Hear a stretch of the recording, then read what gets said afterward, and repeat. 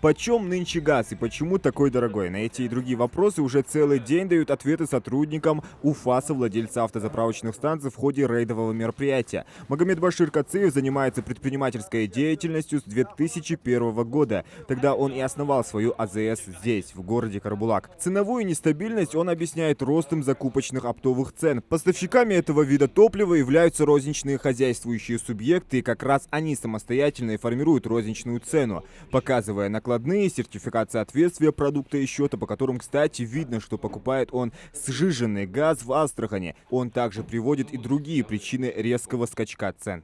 Все мы знаем, что у нас в республике ни газ, ни бензин, ничего не добывается.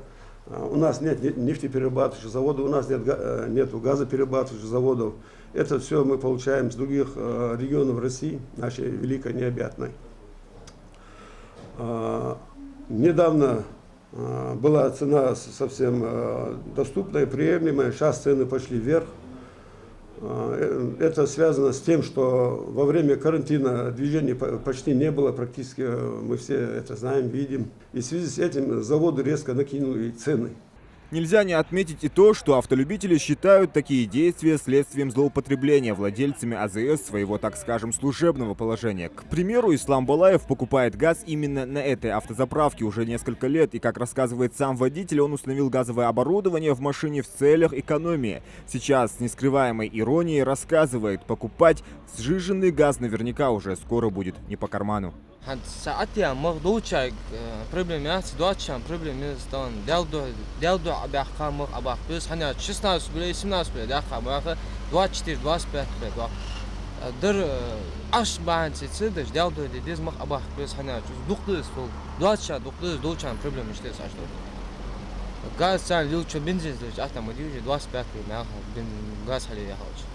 Возмущения автолюбителей подкрепляются и тем фактом, что в разных районах и городах республики цены могут существенно отличаться. К примеру, стоимость сжиженного углеродного газа в АЗСах от Малгобека и Тамагаса варьируется от 20 до 25 рублей. Да и вообще на двух заправках, находящихся на расстоянии полкилометра, цена может быть совершенно разной. Цены на сжиженный газ, который продается на АЗС, это не является, естественно, монопольным видом деятельности, и поэтому государством эти цены не регулируются. Это является свободная цена. Она формируется с учетом рыночных механизмов. Это баланс спроса и предложения. Чем ниже спрос, чем ниже предложение, тем будет выше спрос, да, и цена будет расти. Это как бы постулаты рыночной экономики. Вместе с тем, цена, сам вид деятельности является свободным. И судя по нашим АЗС, которые у нас есть на территории Республики Ингушетия, относительно с небольшим входной стоимостью. То есть любой желающий, если там запредельные какие-то доходы есть, имеет возможность открыть и сам АЗС, и таким образом он, наоборот, обострит конкуренцию, и чем выше конкуренция, тем ниже цена и лучше качество. Это тоже механизм рыночной экономики, поэтому это было бы лучше. Чем больше у нас будет АЗС, тем больше цена. Важно отметить, что сотрудники Федеральной антимонопольной службы либо других ведомств не могут устанавливать свою ценовую политику. Они же как раз сейчас и проводят мониторинг цен, который позволит выявить возможный сговор предпринимателей. К примеру, устоявшиеся подолгу одинаковые цены на топливо – это как раз является поводом для возбуждения антимонопольного дела со всеми его вытекающими последствиями. Вместе с тем и сам этот механизм антимонопольных дел, возбуждения, рассмотрения его необходимо применять очень аккуратно. Потому что штрафы, они очень существенные. Если наложить на компании такие огромные оборотные штрафы, которые мы применяем, к примеру, свой последний штраф мы наложили в размере 7 миллионов, а до него был штраф 27 миллионов, то вот и те даже АЗС, которые у нас работают, с небольшой выгодой для себя, даже они могут закрыться. Поэтому этот механизм очень аккуратен к применению. Его нельзя просто так применять и штрафовать всех подряд. Поэтому здесь лучше применять второй механизм. Это создание конкурентных условий со стороны власти.